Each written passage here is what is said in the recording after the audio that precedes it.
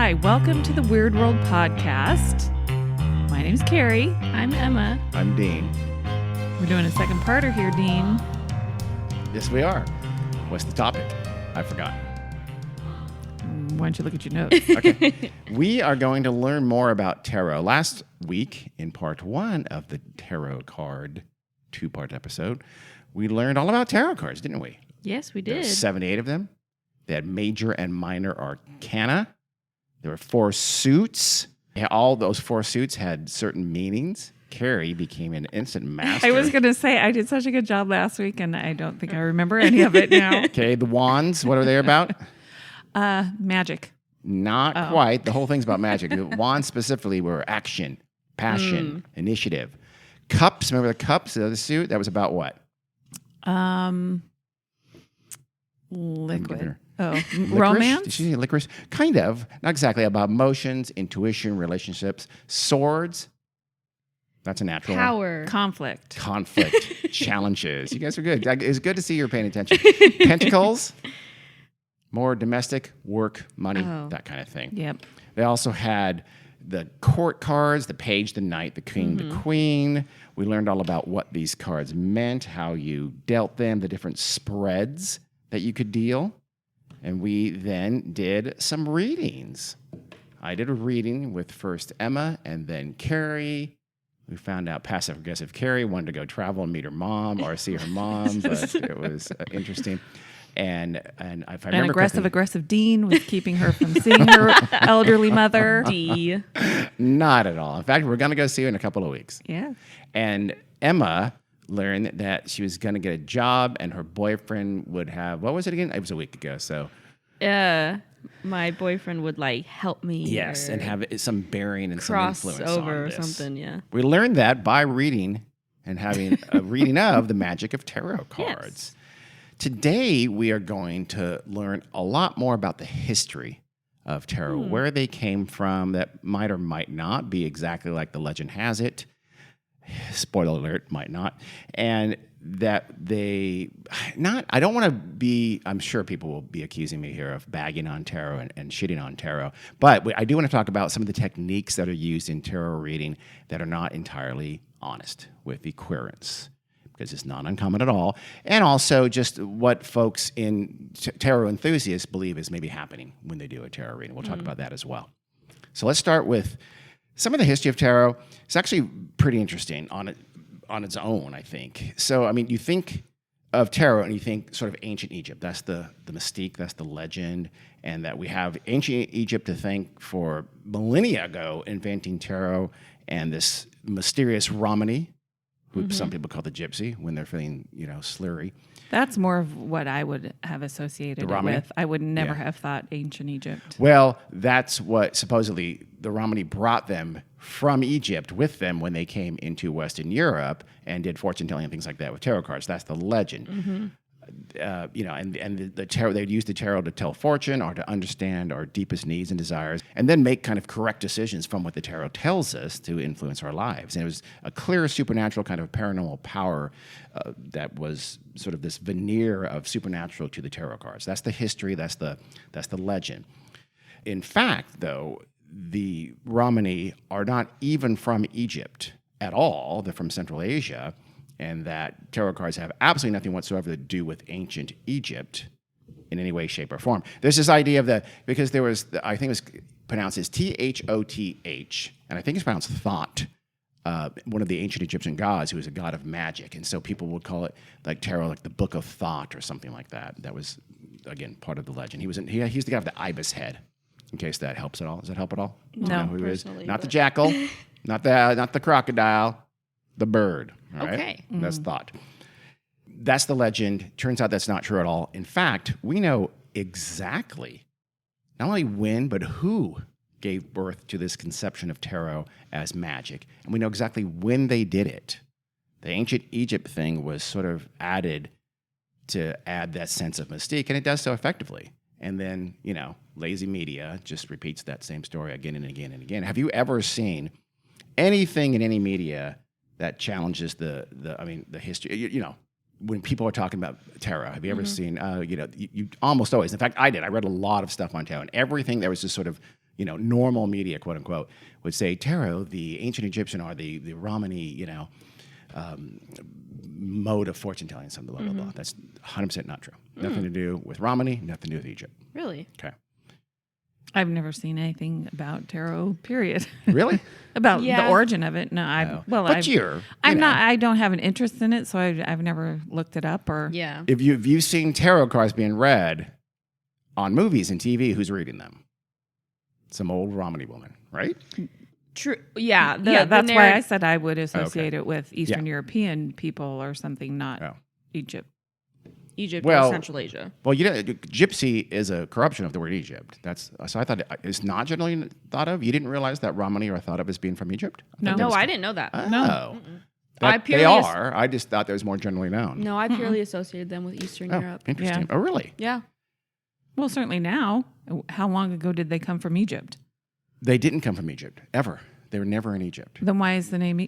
No, I'm talking about Romani people. Yeah, Romani people do not come from Egypt. They have Oh. nothing whatsoever to do with Egypt. I just said that just minutes ago. They're from Central Asia, the steppes of Asia. And it was a misconception that was spread. Yeah. That Oh, they were Europeans, French, whatever, Germans thought okay. those people, because they're a little darker, they're from Yeah. Central, Yeah. they're a little bit Turkish in their ultimate origins. So they said and thought that they came from Egypt for some reason. I don't know how they got connected with Egypt. Oh, okay. just threw out some random country. And that's where the word gypsy came from. Got it.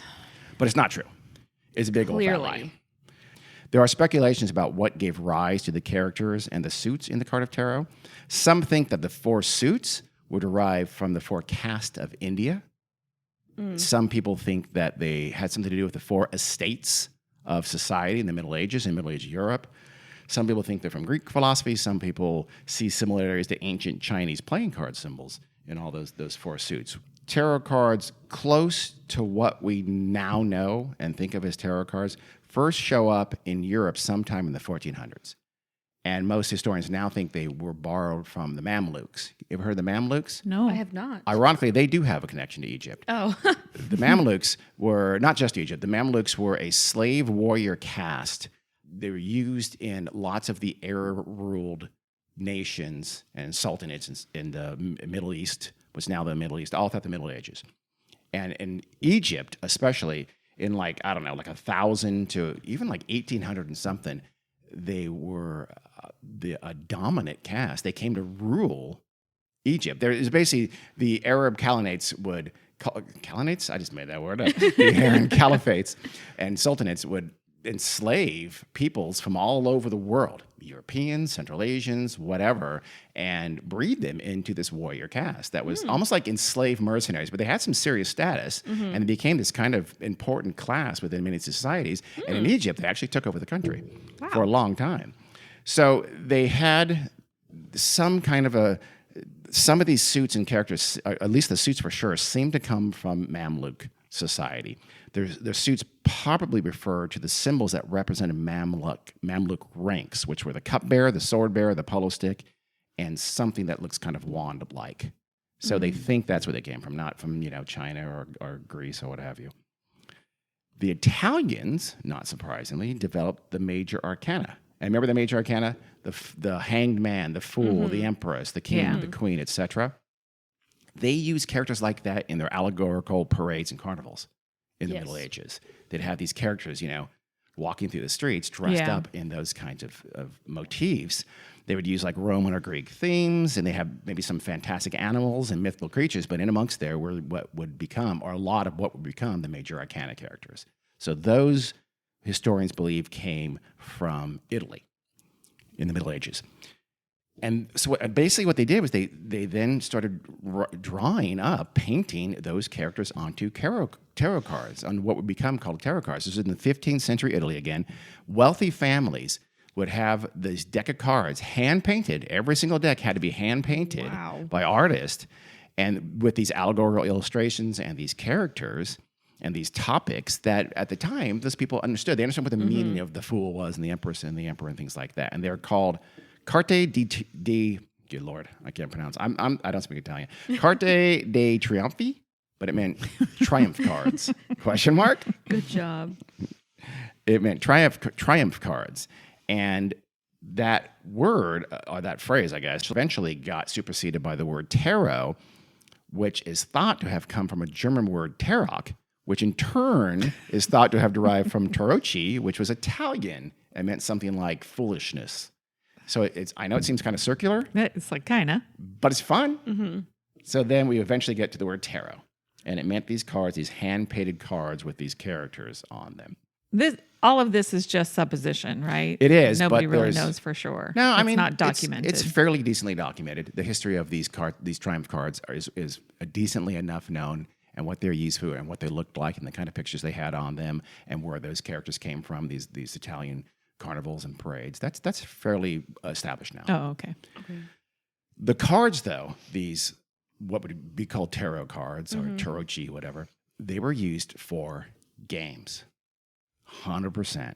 They're for light entertainment. They're like old-timey game night cards. They were the secret Hitler of the 14 and 1500s. I mean, I want to stress that. Tarot were used... Okay, Secret Hitler is a game. It's a game, people sorry. Who don't Yeah. It's a I game don't know with how cards. widely known it is. Yeah. It's very popular. How do you know that? I don't know, maybe not. It's a fun You game. have no clue. Tarot were used for like interactive storytelling games. You know, you'd pull out the characters and things like that, and you would apparently they've lost a lot of the details, but they think there's some kind of interactive storytelling game. Sometimes though, they were also used for straight up card games. Like you had the sequences would come and you get points for different sequences or different cards, things like that. They had the rules involved. We've lost most of the rules. Some games they think were used for a game very much like bridge, and you even had couples as teams playing against each other, and it was for a bridge-like game, and they'd use tarot cards. Get the idea, right? Yeah, that all makes sense. The deck and the games that were associated with it then spread from Italy throughout all of Europe into France and to Germany. France, they became very, very popular, again, for games. Eventually, many countries had their own versions of tarot cards, their own games, but there was no, sense of this supernatural aura or this magical power associated with them at all in the 1400s, the 15s, the 16s, and most of the 1700s. That is, until Paris. Late 18th century, that is when tarot cards made this pivot to the realm of the paranormal. 1781 to be exactly specific. I told you it was, and it's a dude named Antoine Court de Gebelin. Gebelin. I don't know if I pronounced that right. I'm going to go with it. He was a Freemason. He was a mystical enthusiast, but he was also a Protestant pastor. Seems a little bit weird. Yeah. Why? It's just a Protestant pastor is also this fan of mysticism and Freemasonry. It seems a little strange. I don't know what Freemasonry really is. We did an episode on it. You were probably not there. Did we do an episode on No, Freemasonry? we have not done an episode. Maybe that's why you didn't know made what it up. We will eventually one day do an episode. We had an episode that talked a lot about Freemasonry, though, and I'm just trying to remember what it was. I know we did. I don't know. Listeners, tell us what our episode was that had a lot of Freemason stuff in it. I'm almost positive we did. He, Gebelin, he said he realized that the misuse of tarot when he was at a woman's house. Her name is, he called her Madame La C d'H, meaning the H was the rest of her last name, but he didn't say what it was. Yeah. And she was playing card games using tarot cards as they were used for with her lady friends. And he just had this epiphany, this stroke of genius. He realized, hey, I see the truth of what's going on here. Those tarot cards, there's something there a lot more than just playing this bridge-like game with your lady friends there, Madame La C.H. Okay? So de Gebelin said that the tarot deck was effectively a book. And if we learn to read it, it could reveal these great truths, right? Those 78 cards were the fragment of all that remained from the book, the lost book of Thoth. I'm sorry, Thoth. Thought. The lost book of Thoth. Again, he was the ibis-headed Egyptian god that was associated with magic. He said the silly games that they're used for just hid their real meaning from us. And he wrote up his thoughts and released them in like a pamphlet to all the world. And the world promptly yawned for the most part. Didn't get a lot of play. But in 1781, we have this pamphlet We know what he said. He was the first person to say, there's something more than card games with tarot. They're magical. And they go back to Egypt. So he believed this. He may have believed it. Oh, okay. He may have not believed it. Yeah. I don't know. He may have. I don't know. I can't get inside his head at this late date. I don't know a lot about his personal life, but he maybe did. He was a big enthusiast of all things mystical. It was not much later, an astrologer named Jean-Baptiste Alliette, he took it from there. He hit the big time with tarot. He wrote under the super clever pseudonym of Etela, which is Alliette spelled backwards. He's super, super clever. He was good. No one knew. And he began to transform the mystic cards and gave them more meaning, I guess. His book was called A Way to Entertain Oneself with a Pack of Cards. So he was good at pseudonyms and is good at book titles. Yeah. Because that's quality work. And there, in this book, he ties the cards to their, quote, Hermetic Egyptian astrological significance, unquote. Oh. Makes sense. Hermetic refers to Hermes, a Greek god. Hermetic was a big, big thing in the mystical world of the Middle Ages and later. Alliette, then used the card drawing techniques that he had earlier written about. Remember, he was an astrologer, and he ascribed these meanings to the tarot cards. So he's the guy who said, okay, we could deal the tarot cards, we can flip them over, and which cards you flip over will have some kind of a meaning. That's this kind of critical next step in the evolution of the mysticism of tarot. And then there was yet another Frenchman, Alphonse Louis Constant. France, tell me if I'm doing bad things to your language. France as a whole. French fan, tell me. He took tarot to the next level. Constant, he was this, I'm sorry, am I pronouncing it too French? Maybe. Constant. Constant. He was this anti-enlightenment, failed priest mystic, and he had a passion for Kabbalah. Oh. And he wrote under the name Eliphas Levi. Another great name, by the way. Not as good as Alliette backwards, but still pretty good. He was very active in the late 18th century and into the early 19th century, and Constant thought, hey, I just noticed something, and this cannot possibly be a coincidence. He said there were 22 major arcana cards in the tarot deck.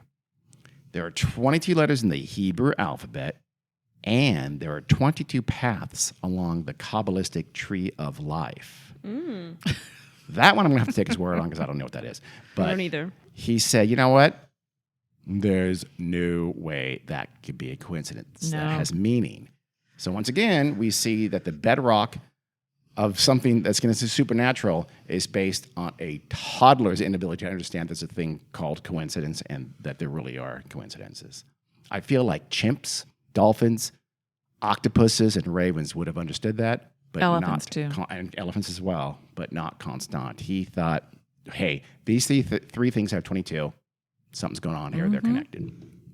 Constant. I get it, man. You get it, the 22? Yeah, totally. Okay.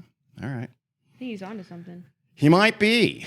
There might just be three things in the world that have 22 in common. Maybe. There's probably a few more things There's that a also lot have more 22. 22 in common. You don't bring those in because it's not convenient. Constant devised. I've been trying to think of some, but I can't think of anything off the top of my head. But I'm sure there are other alphabets that have 22 letters. For instance, for example, yeah, there are probably you can just find addresses with 22, and that's what you do with numbers. You can always have fun with numbers. Yeah. Constant devised his method of interpreting the mystical properties of tarot cards based on occult traditions that he was more familiar with, especially the Kabbalah, but also alchemy and weirdly mesmerism. Mesmerism at the beginning, which is now called hypnotism, and I think it still should be called mesmerism because I don't think it's a thing. It was kind of mystical. Mesmerism had a real mystical aspect to it at its inception in the late 19th century. He was thought of as kind of magical. Constant, claimed that the deck could even provide like wisdom beyond prophecy and could divine someone's future. So again, we see tarot becoming more like what we think of tarot today. And then the last French person, and there's another French person, is an early 19th century fortune teller. Her name is Marie-Anne Lenormand. She used an abbreviated tarot deck and she cast fortunes with them. So she was kind of a fortune teller. So she was the first person that we know of, anyway, to specifically use tarot and start popularizing it and actually casting fortunes for clients who would come to her and want to know the future. And then later on, much later, it would become popular in the West, but especially like in Great Britain, mystics like Aleister Crowley and the poet William Butler Yeats became big fans of tarot and propagated the idea of tarot in Britain, and moved on to the United States as well. Who knew that William Butler Yeats, the poet, he was a super mystical, supernatural enthusiast? I assume all poets are. Do you? Every single last one of them. Yeah. Rudyard Kipling, Carrie? I doubt it. Maybe not him. He's but a meat and potatoes poet. The rest of them. Okay. In fact, though, the idea of, have you ever heard the phrase cartomancy? It's basically telling the future through cards. That actually, as a thing, goes back a long time. It really is ancient. So tarot went through this weird, it's just games, and then it got sort of mystified in the late 18th century in France, and then eventually came to being this fortune-telling thing. So it's not that weird that they thought, hey, these tarot cards are mystical, and that pretty quickly they came to specifically tell fortunes, because telling fortunes through cards had been around for a very long time. So you see that just was another thing you accreted onto these tarot cards. So what the people did sometime in this period of this evolution of the tarot into this magical thing was they drew up that fanciful past, right? That connection where we saw the first guy had the connection to Egypt, and then somehow they got connected to the Romani people, undoubtedly because the Romani were very their shtick very often when they traveled from town to town was to read fortunes and things like that. That's what they did. So they got associated with Romani. That seems very natural. Its association to playing cards then, you forgot that. You didn't talk about that. So that kind of got taken out of the actual history of tarot cards because it just, that's kind of embarrassing that they started out playing bridge games and things like that. Let me say this. If we all agreed that we're playing poker and that I dealt you 5 cards in a hand of poker and asked you to flip them over, they meant something, then they would mean something for us. And we would have some kind of, that would be a system. And poker would be a magical, supernatural, paranormal thing. It's not. But it's not thought that way. But that would be just exactly 100% as valid as thinking of tarot cards that way, I would argue. And knowing that that was their past is something that's inconvenient to the modern, tarot enthusiast. So regardless, though, the use of tarot cards and its pretend history became really solidified in people's minds. The cards themselves became these mass-marketed things like the Ouija board. The Ouija board. Yeah. The Ouija board was invented by Parker Brothers, right? I've read that somewhere. I was gonna mention the Ouija board if that started out as a literal game. I think it literally started out as a game. Now, there was the idea of having a planchette and I think moving things through supernatural psychic powers. I believe predates specifically the Ouija board, but the Ouija board is a thing. It looks like, that's something really ancient. You have the yes, the no, the oui, and the ja, and the letters and things like that. No, I'm pretty sure the Ouija board itself was invented as a game. Yeah. That makes sense. I think so. If I'm wrong, we'll correct that. I don't believe in Ouija boards as I do 100%. Wait, really? Have you ever done it? Have you ever...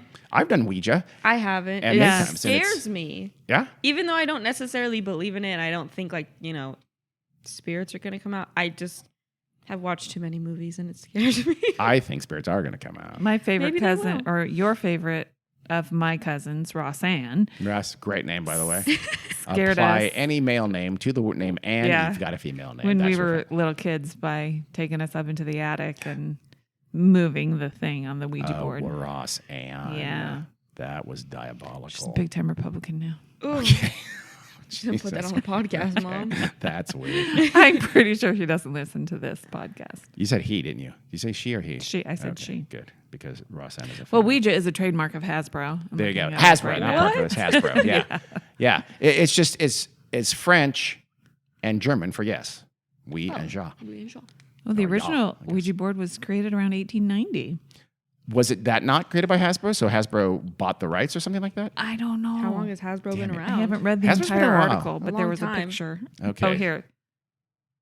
Still, 1890. You think of Ouija as being, centuries and centuries old. Yeah. This is becoming a Ouija podcast. Yeah. I don't know. research it, and maybe we'll do a little weird bit on it. Okay, right on. Cute. So we think about what just happened when we did the reading last episode, end of last episode. Or, the vast majority of tarot readings between reader and querent, which I'm a big fan of that word, by the way. It's a good word. If you're convinced of the magical aspects of tarot, then nothing we're going to talk about here is going to change your mind, and that's fine. Again, I'm not trying to shit on tarot, but I do want to hopefully just give this a listen and consider this as a possibility of what's really happening very often when someone is doing a tarot reading. It's a really simple explanation for how tarot readers sometimes do seem to have, kind of read your mind and know about you, about your life, and maybe know more than what they should, right? And you've probably heard of this before, but it's called cold reading. And it's what psychics do in a psychic reading, what the Long Island medium, whatever, John Edward and people like that, when they're doing their psychic readings of people, they're simply doing cold reading. They're really good at it, but that's what they're doing. There's nothing supernatural whatsoever about it. Sometimes it does seem strangely remarkable, the stuff they come up with. Two things going on there. One, editing. I was going to say, whenever it's on TV and recorded, then they're not showing. They're not showing the person go, nope, wrong again. Yeah. Sorry, that never airs. But in the hands of someone skilled and experienced, it can seem amazing, and it's a very, very powerful technique. So cold reading is essentially, one website called it, quote, essentially combining high probability guesses and broad statements with carefully crafted language and psychological tricks to create the appearance of intuitive perception or paranormal gifts. So, and that's what I know I didn't do a good job, and I know I'm not an experienced tarot reader. In fact, the first 2 times I did it were the last 2 times on last night, and the last 2 times I'll ever do it. But I was trying to just demonstrate and illustrate some of the techniques they do. The fishing, the scattergun, the guesses, and critically how the tarot reader or the reader, the psychic, whatever, and the client kind of come together to assess and say what the meaning of these things are. So there are some keys to a convincing cold reading. So one is tossing out lots and lots of vague guesses about the querent and their situation. So we did it quickly, but that's what you do. You just throw a lot of stuff out. And what they do is the reader gets really good at reading body language, which is maybe or maybe not a thing, but still you can see in someone's facial gestures often it's like when they look like, oh yeah, that's a hit, or like, nope, stone-faced. And then what they do is the reader relies on the querent to make sense of that guess. That's super, super critical, because it turns out, and this has been shown with studies, that the querent wants the reader to be right. Virtually by definition, if you are going voluntarily for a psychic reading or a tarot reading or something like that, you believe in that to some extent. And so you want that session to be meaningful and to make sense. The reader lets you. And it's this innate selection bias that is it seems so nonsensical, but it's incredibly powerful. You don't see them doing these things with people who aren't, to some degree, want it to be true and want to believe. That's not who their clientele is. I mean, you put up a shingle, your clientele walking that door isn't someone who thinks you're full of shit. Yeah. 99 times out of 100. Unless they're a journalist and they're trying to get you. Yeah, and then you say, well, you brought in all this negative energy, bro. Exactly. It's not cool, man. It doesn't work with non-believers. No, that's true. Which is also, as we all know, the definition of non-falsifiable. So I mentioned a minute ago about vagueness. So you, the reader, the tarot reader, you want to make these broad guesses, and you ask open-ended questions that the querent can interpret very, very broadly. So I said things like, oh, I see an M in your life. Does M mean anything? Is that something important? Okay, you ask that question. Who doesn't have an M in some way that's important to you, that means something? It could be mom. It could be Michael. Everybody has a mom. Everybody does have a mom. No, that's not true. Not everybody. Most people do, right? And everybody literally has a mom. Yeah. Not everybody has a mother figure. Okay.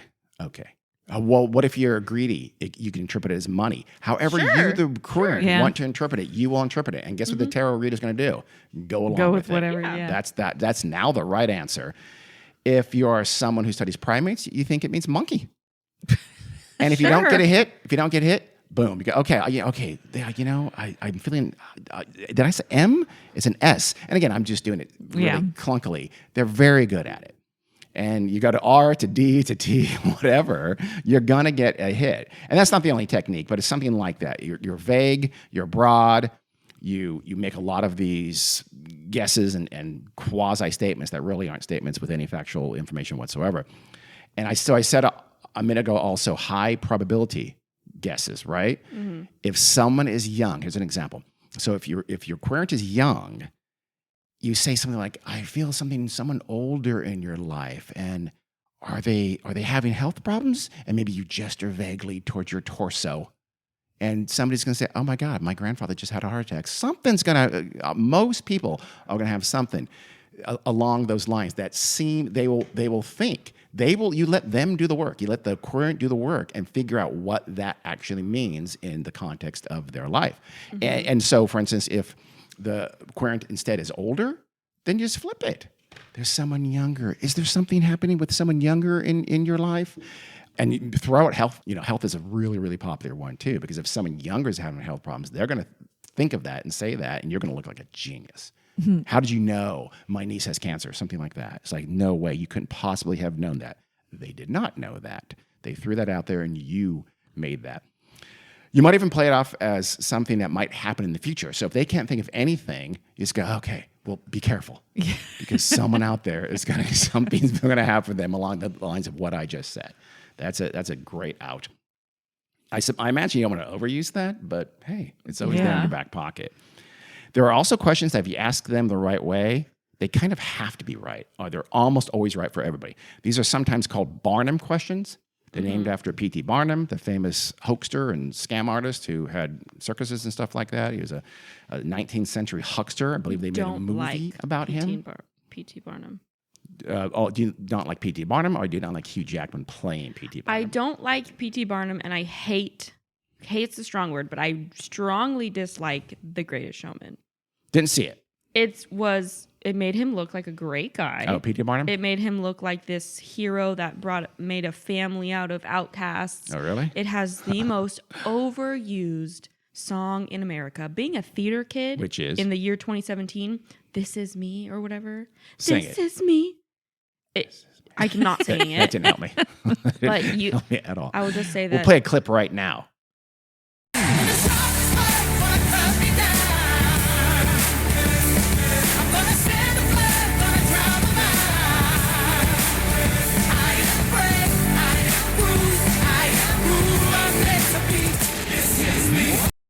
Okay, well, that was a good song. I love that song. Love Hugh Jackman. Love all the people in the movie. Bad movie. Didn't see it. Now I'm never going to see it. Thanks a lot. Ruin it for me. So these Barnum questions might be things like, you want people to like you, don't you? Or you have greater strength than you give yourself credit for. Things like that. Well, who's going to say no to that? No one's ever going to say, you can sometimes be too critical about yourself. These are classic Barnum kind of questions. Sometimes I think I'm great, and I don't give a shit if people like me. I'm really confident. So. Sometimes you doubt your decisions, but I did that with Emma. Mm-hmm. I did a version of a Barnum question. You're willing to challenge authority, aren't you? Things like that. So those you virtually can't be wrong when you throw that out there. But the thing is, again, they've shown scientifically with experiments that people think this really applies to them very, very specifically and are just amazed. You're awed by these things that are right about everybody. There's tons more, by the way. These are statements that they're either true about the person or the person wants them to be true about themselves. Yeah. A version of this is actually called the rainbow ruse. And it's not a gay thing. It refers to going from across the color spectrum all the way across. So these statements almost literally can't be wrong because they cover the entire spectrum. So you say something like, you're usually bold, but sometimes you can be timid. I mean, the water is sometimes hot, but other times it's cold. That was made up. But you know what I mean? You typically present a cheerful face toward the world, but sometimes you can get down in the dumps. Things like that. Yeah. They cover everything. They have to be right. And again, it's shocking that people in the right context and done well don't realize those are indeed have to be true. They're not falsifiable again, and they are this kind of Barnum question type of technique. And the better the reader, the better you dress it up, and the less it sounds as obvious as it sounds right now. Again, you listen right now thinking that sounds obvious. Trust me, it's incredibly effective. Yeah. And it's not. It works on pretty much everyone. It's a human condition. Volume is important too. Say lots of things. This is sometimes called the shotgun technique. So psychics and tarot readers will throw out just a ton of guesses. And here's the thing.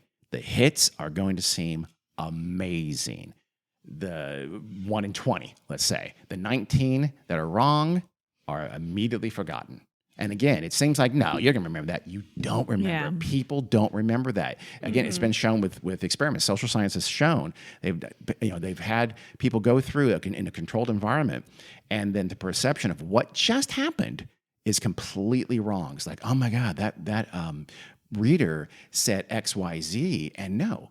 The querent said those things. The reader just threw out very vague things, and how many of that person's guesses are accurate, and they always grossly overinflated the level of accuracy. These were experiments done with people who weren't going, self-selecting to go to a psychic reader or something like that. Yeah. You know what's weird about that? Like, take somebody's Instagram page or whatever. You post something on Instagram and you get 20 comments, 19 are positive. Oh, this is great. Looks like fun. You're so cute, blah, blah, blah. One person says something shitty to you. You forget about the 19 positives and you only remember the shitty one. So that's kind of the reverse. It is the reverse, yeah. Yeah. But that's true, though. That's how we are.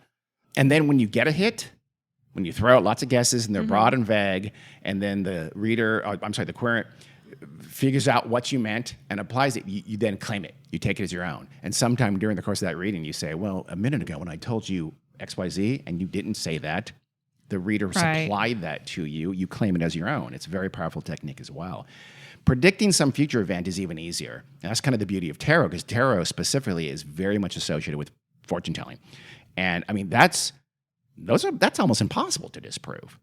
Because again, because it's in the future. You don't know who's when. counting that? Yeah, you don't know when. You don't know how far into the future. But critically, because that person who came in for the reading, they're going to find something that happens sometime in the future that fits what you said was going to happen. Again, because that guess is that future fortune telling is not super specific. It's not March 12th, blah, blah, blah is going to happen. It's much more, you're going to find something that works for you in a very fulfilling way or something like that. Or even just you'll get a great job or something like that. That's about as specific as they'll be. So the person who wants to believe is going to find some truth in that prophecy eventually. So again, this willingness for the participants to search for the meaning, to find the meaning, is true to almost every participant in this. It actually has a word too. It's been studied for decades now. It's called the Forer effect, F-O-R-E-R. A researcher named Bertram Forer, he identified it in the late 1940s, and he called it, quote, the fallacy of personal validation, which is super catchy, because we've seen a lot of people in this episode don't know how to name things. So someone called it the Forer effect, and that's a little bit better. He did a 1949 experiment. It involved a group of college students at UCLA. That's where he taught clinical psychology. And he had them fill out this personality test. And then he gave them back the results. And he said, these are your personal results. They're unique to you as an individual. In fact, all the results from this personality test were exactly the same for every single participant in that experiment. And they were based on these 13 broad statements. He got them actually from horoscopes.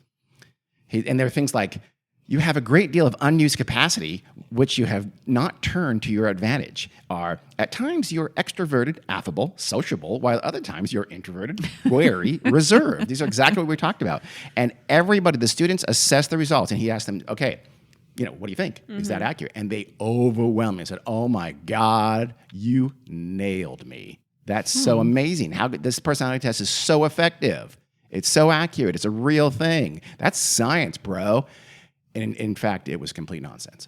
It was the exact same reading and results for every single person in this study. And the statements were seen as highly individualized. Not just they're super accurate, but wow, that's me. And I'm different. They weren't thought of as general. They weren't thought of as something that was broad. You don't make that connection. You realize how broad those statements are. You think that's really me, and not me alone, but just me. Yeah. There's some other things going on too. There's confirmation bias, there's false pattern recognition, things like that. But you get the idea. The Forer effect, the willingness and the desire to believe the results are true and accurate and apply to you is again a very powerful psychological. And I want to be clear here. Everybody, every human being with a brain is susceptible to this. This is not don't sit there and say, oh, you're just some elitist smarty pants. I would do this too. I have no doubt. Everybody does. It's human nature. You've taken a few personality tests. And in my defense, I think that entire industry is complete bullshit. I know. I'll fuck up a personality test. I love that stuff. My employer is a big fan of personality tests. I think the whole thing is it's quack science. It's pseudoscience. Be careful. Yeah, I don't think he listens. But so essentially, the Forer effect makes the querent in league with the psychic. Mm-hmm. They're going to find the meaning, and they're going to think that meaning applies to them and only them. They find the answers together. Remember, I talked about it when I was talking about tarot in the last episode. Tarot enthusiasts very openly on their websites and their communications say things like, it's a process, and we'll find the meaning together. They literally are telling you kind of what they're doing, and it's not what we think they're doing. It's pretty bold, though, to say that. I mean, think about it. If you find the answer in league with the reader, how is that your skill, and how's that a magical ability of your tarot card? See, in that context, it seems a little self-helpy therapy to me almost. Yeah, like, it is. Oh, for sure. It's more, less fortune telling than let's use these as a tool to, get to the bottom of what's bothering you. We'll talk about that in a minute. There is a whatever. version of tarot that's like that. Yeah. And we'll talk about that at kind of the end here in a minute. Some readers, by the way, tarot readers and psychic mediums as well, they will even challenge the client. Like, you're not trying hard enough to find meaning in that statement. That's not unheard of. You must be missing something, bro. Come on, man. Are you sure no one with an M has something in the torso? Think harder. So, I mean, I know, and people in that, they don't want to be that person. Yeah. They want to help out, and they'll find something. So sometimes you can say, oh, it's going to happen in the future if it hasn't happened yet. Or sometimes you say, you just don't realize this happened. You're not thinking hard enough. It's you, not me. So then basically you recap the session. You focus on only the hits. You take credit for those hits. You forget all about all the misses, and that you arrive at the solution in league with the querent, who is trying very, very, very hard to arrive at the solution with you. You take ownership of everything. Basically, the journey started with these scattershot, vague guesses, and it winds up, one or two crystal clear insights that the querent leaves with this idea that, how could they have known that? It's impossible. There has to be something going on. And then if you learn how to do that, you go hang out your shingle. But first you get a neon sign in the shape of an eyeball, because that's super cool. You have to have one of those. And if you don't believe me, by the way, that this is what happens, maybe you'll believe a tarot reader who does this for a living. The website said, quote, and so I was alluding to this a second ago, quote, it's okay to ask the subject questions about the cards and to brainstorm together ways in which the cards might apply to their original question. Sometimes the cards won't match up at all. The querent asks about money, but you pull 2 cup cards and the lovers. This might suggest what they really wanted to ask about was their love life. And then in parentheses, who doesn't? ? So think about what just happened. That was literally a sleight of hand, but it's the actual tarot reader saying, here's how you do it. Yeah. I mean, I don't know. It's almost an admission of guilt, but that's not the intent. So, I mean, that process is just preposterously pliable. It can't ever be wrong if you do something like that. Ever. You pump the victim for information. I'm sorry, subject, I should have said. Jesus. And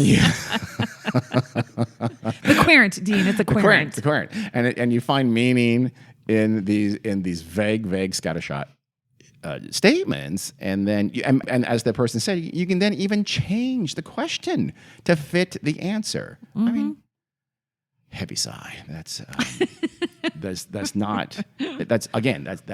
impossible to be wrong. And the fortune telling part is even easier. So in that 3-card spread that we did, the first 2 cards allow the reader to kind of pretend they have knowledge through through cold reading techniques, and then the third card that makes the guess, right?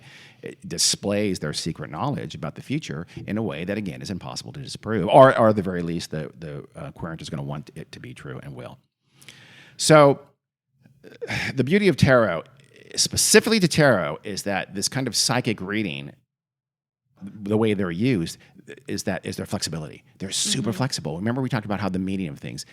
You have 78 cards. They all can mean something specific, but really, if you look at the meanings, read a tarot deck and read it's amazingly, every card can be very pliable. It's just that they go into some realm like that's conflict or challenge or authority for the sword deck or something like for the sword suit, something like that. That's massive. That's huge. That leaves just plenty of room for interpretation. So tarot as a technique for this kind of method is phenomenal. It's like it could have been invented for cold reading because it's incredibly flexible.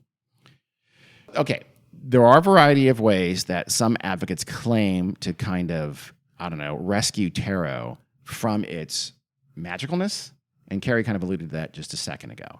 So some tarot people find the supernatural part of it kind of hard to defend, and they're not super comfortable with it. This is sometimes called soft tarot.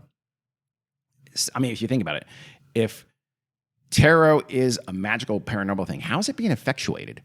Remember, it's the order of the cards is critical, right? Yeah. And what those cards are. So how literally, logistically is that happening? Is the magic acting through, the querent and physically changing which cards are on the top of the deck for that 3-card spread or that 5-card spread? It would have to be something like that for there to be a magical quality to the order and the sequence of those cards. And if there's not something like that, then they're not magical. I think the magic doesn't rearrange the cards. The magic makes the card be whatever card it needs to be. Okay. So the cards themselves are magic. Or wait, is that what you're saying? Or something magic is making the card changing Maybe. the card. Or is there via magic, because it's magic. Okay. I mean, well, I don't know, but there would have to be something like that Yeah. for tarot to be paranormal. Yeah. And again, there are some tarot people who aren't soups comfortable with that. Yeah. Seems a little weird. So these advocates argue that tarot, it's just something that sort of allows you or the reader, because remember, you can be your own reader, to understand yourself, to tap into your subconscious or your intuition. You kind of clarify your goals, recognize your options through tarot. Which I say, knock yourself out. And honestly, that's how I think of it. It almost doesn't matter which cards come up. We're gonna use those cards as a springboard to talk about whatever is bothering you, querent, or whatever you're hoping to talk. You know what I mean? I do. Other people take a similar line. They say that tarot reading is kind of is understanding the psychology of the querent. So this is more an active reader. The reader understands the psychology of the client, and they're reading clues and cues, and they're acting on them and interpreting through those cues. And they say, hey, this is no different than what politicians and priests, for example, do when they're talking to a parishioner or something like that. They use the psychology of what they know that person to talk them through it and help them. My only response to that is, that's a pretty shitty humble brag, because politicians and priests, I don't know, is that the best you can come up with? But also, it kind of misses the point, because the clear common understanding of tarot for most people is that there is this supernatural element. So it's kind of avoiding the core of what tarot is thought of. Others try to dress it up even in sciencey kind of things. Like they really have. There's some stuff they use jargon and sciencey type jargon, almost like, we don't understand it completely yet, but there's some kind of a science, what we call ESP or something like that is happening here, and tarot is able to access that or enhance that or something like that. There are versions of that kind of an argument too. My point is, there are these versions of tarot that are different than the classic, this is magic kind of a thing. One tarot advocate said, quote, "A good reader can help a person make sense of what is triggered by the images to see the pattern. A good reader can both support a person's own insights and offer alternate possibilities for consideration," end quote. To which I'd say, again, maybe. That's great, but so could a trained, honest therapist. And, is that maybe a better option than a tarot reader? And part two of that is, how many tarot readers really are saying that to their readers? I'm sorry, their querents, versus how many are at least letting them think, if not outright saying, this is magic. I don't know that because I haven't done a survey of tarot readers. The perception is that they mostly would say it's magic. Tarot readers, I mean. So all of these explanations that are kind of soft tarot are pretty tenuous at best, and they all share the same underlying problem. Two things. One, if there is a paranormal thing going on here, the mechanism for that is crazy, or at least the mechanism of that is something that doesn't make sense in the world that we know right now.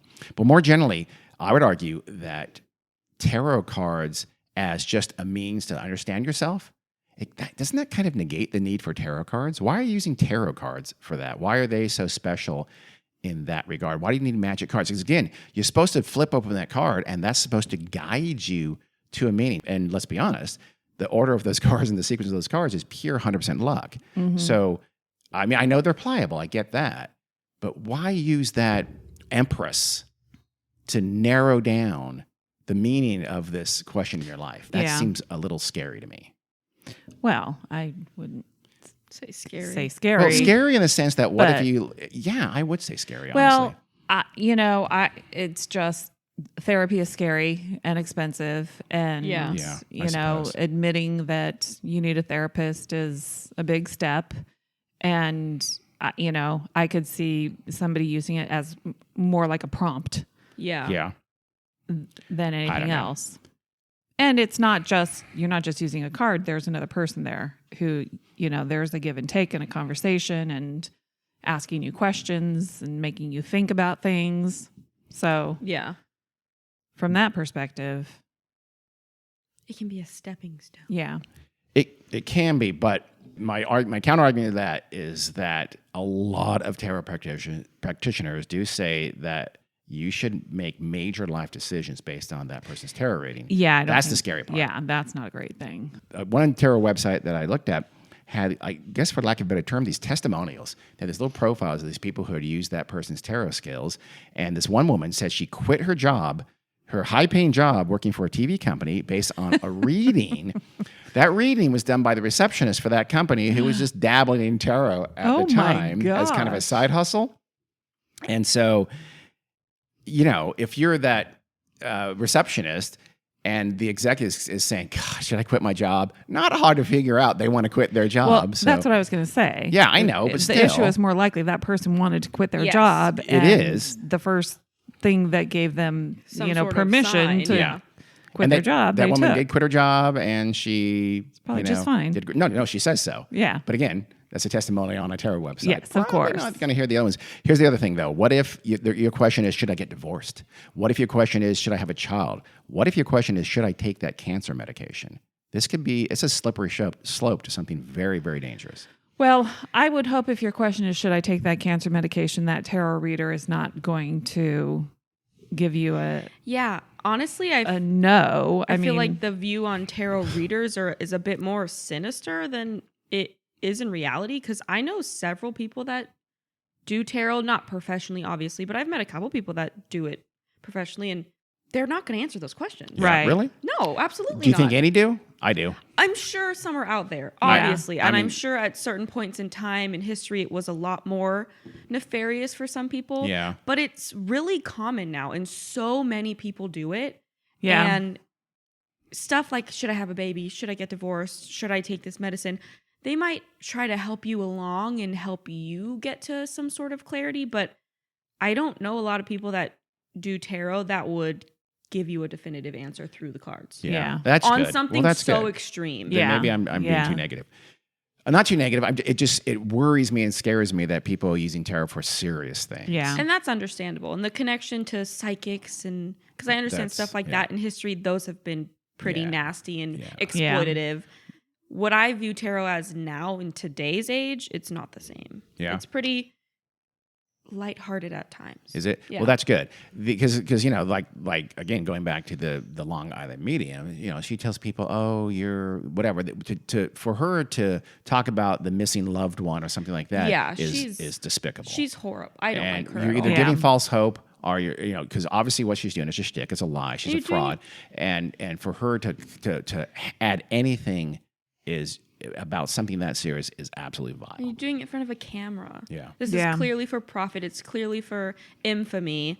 You're not some kind woman that's wanting to give Yeah. these people a glimpse Yeah. of their loved one. That's not fun. If people are doing tarot and just like going, oh, okay, and it makes you think about things, that's great. Yeah. That's have fun with it. I think they're fun. I'll probably do that. I'll probably do some tarot readings. I got my card. I got to use it. I was I gonna just got to say. clean it. I got to cleanse it first, The obviously. nasty ones exist. That's The nasty ones? yeah, like not the nasty Oh, I cards, think like the nasty people. cards, like naked hanged man Oh, or something hey, like that. that's your next invention. That the is nasty not tarot. a bad idea. People, readers, they exist because in any Yeah. thing, any Yeah. topic like this, those people that are going to exploit it or make it negative are bound to happen. Yeah. But from my experience being around it with people, it's quite nice. That's good, because what I worry about is that you, the querent, are effectively consigning your future yeah. to the guidance of someone with a neon eyeball out Yeah. in front of their office, or Brenda from accounting, who's been dabbling lately, and that's the part that is scary. Mm-hmm. But if it's just done, if it's a responsible tarot reader and they're just kind of helping you think about things Yeah. like that, that's fine. Totally. Yeah. Adding the veneer of I'm a psychic thing, okay, whatever. That's how you make Yeah. your money, as long as you don't take it too seriously. Yeah. I'm sure most don't. And I think I hope. I They think don't. a querent going into something like that, they know what they want the answer to be. Yeah. Yeah. So, Oh, yeah. So if, should Well, I have do a they? baby? I really want to have a baby. I really want suppose. to have a baby. Should I have a baby? If they say the timing's not right or, whatever, they're going to work some way around it Yeah, I and, suppose so. Get their answer. get there. Yeah. Don't you think there are a lot of people go there with a completely open mind and really don't know the answer? And so that tarot reader is now giving you an answer that you don't have an opinion. Right? Don't you Probably, think? but I would think that if you're someone I don't think with a that. really open mind or a good understanding of tarot, you're probably not going to one of those kind of quackish people. but- really? Yeah. I don't think that's true. I think you're. How would you know? Yeah. until- Well, you wouldn't. Yeah, that's a good point. yeah. But not, someone with a neon eyeball on their side. Is Yeah, what I mean. I meant that as a compliment. I'm a huge fan of neon eyeballs. That would attract me to that person. But also, if a person goes to any practitioner with some, cut and dry yes or no question, and I'll do whatever you tell me to do. yeah, I mean, I that's suppose. in the end, it is still that person's decision whether For or sure. not they're going to follow what this person with the neon eyeball tells Yeah. them to do, or what the flip of the coin tells them to do, or what the magic 8-ball tells them to do. Honestly, I think there is another totem besides tarots that you can use, Mm-hmm. and it is this crazy thing called a coin. Use a penny in the United States, because on there is Abraham Lincoln, Honest Abe. Flip that coin. Honest Abe's not going to lie to you. No, I'd use a quarter because Quarter? George Washington cannot tell a lie. That's a fact. That's good too. We have two very honest dead presidents. That's impressive. So yeah, I would probably flip a coin rather than use tarot. But tarot is, I think tarot looks fun to me. I would urge you not to take it very seriously and just have fun with it. Because and I would say this too, not to be negative again, but if someone is if that reader is telling you I'm magical, I have powers, I'm just gonna say it, they're lying to you. That's not true. They don't. No one does. But if they're saying let's figure this out together, let's find an answer. Let's think about, well, the Empress says da da da da da, and what do you think about that? And you just have almost like a therapy session. Yeah. Yes. Go for it. 9 times out Yeah. of 10 these days, because it's quite common and it is very much connected to like the spiritual realm, not so much Yeah. magic. It's more like crystals and intuition. crystals and intuition, Yeah. intuition and spirit guides, and it's Yeah. very cultural for a lot of people. Yeah. So it's more like like a conversation, Yeah. and you open up your eyes to a different way of thinking that Yeah. you might have not gotten there another way. Okay, go for Yeah. it. Have That's fun. how I see Yeah. it these days. A very young Yeah, it's very woman. it's popular right now. Yeah. So it's astrology. It's Connected you know to what I think about astrology, astrology. and crystals and Mm-hmm. intuition. Yeah. And then the biggest part of me thinks that there's a dangerous there's a slippery slope to that. And also, I know I've Absolutely. made this argument too many times. I believe it erodes our critical thinking because it's believing in magical realism, and it seems innocent and seems cute, but that's the kind of thing that leads to us not having logical brains and not being able to rationally think of things that are much, much more serious, like whether or not the 2020 election was stolen or not. I believe there's a direct connection between that kind of erosion of critical thinking. I think we are less rational people in 2022 than we have been in the past, and that's dangerous. Yeah. Not to end on a downer. Otherwise, go have fun. Remember, again, as Carrie found out last time, things like the death card and the devil, not as scary as they sound. No. Not at all. What was the one that was released? The moon, right? The moon was kind of like, ooh, that's dicey. I don't want to see that in my tarot reading. Yeah, but otherwise, the sun, awesome. I think I came up with a positive twist on the moon one. What was it? I don't remember. What Okay. was the negative twist on the moon? The moon can mean some bad things. Oh, okay. Okay, I'm just going to leave it at that because I don't remember. I don't either. All right. Okay, well, thanks for listening, everybody. All right. That was tarot. Bye. Hope you enjoyed. See ya. In case you forgot.